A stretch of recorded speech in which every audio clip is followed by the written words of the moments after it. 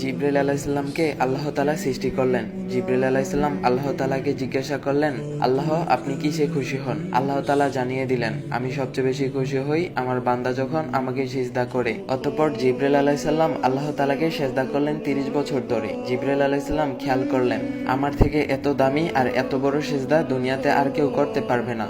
আল্লাহ তাআলা নিশ্চয়ই আমার প্রতি খুশি হবেন। জিবরাইল আলাইহিসসালাম আল্লাহর দিকে মুতাহাজ্জির হয়ে রইলেন, কিন্তু আল্লাহ তাআলার পক্ষ থেকে কোনো খুশির বাণী জানানো হলো না।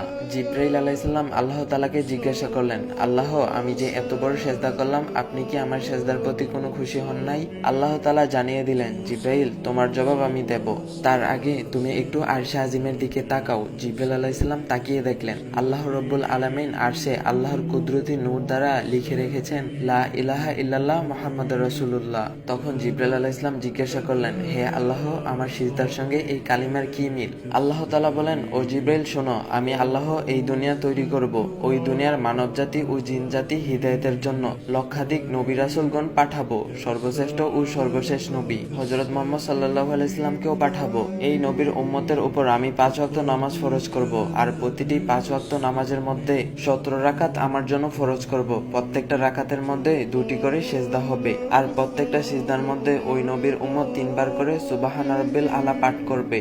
জিবরাইল তুমি জেনে রাখো, আমার ওই নবীর উম্মত যখন সিজদায় গিয়ে সুবহানা রাব্বিল আলা বলে আমাকে ডাক দিবে, জিবরাইল তুমি 30,000 বছর সিজদা করে যে নেক পেয়েছো, আমি আল্লাহ আমার বান্দাকে আমলনামায় এর থেকেও 40,000 গুণ বেশি নেক লিখে দেব। সুবহানাল্লাহ। এই জন্যই মুসা আলাইহিস সালাম কেঁদেছেন আল্লাহ তাআলার কাছে, আমাকে ওই নবীর উম্মত বানিয়ে দাও যে নবীর উম্মত এক সিজদায় জিবরাইল আলাইহিস সালামের সারা জীবনের 30,000 বছরের সিজদার নেকির চেয়ে উত্তম। আল্লাহ তাআলা আমাদেরকে 5 ওয়াক্ত নামাজ পড়ার তৌফিক দান করুক। সবাই বলি আমিন।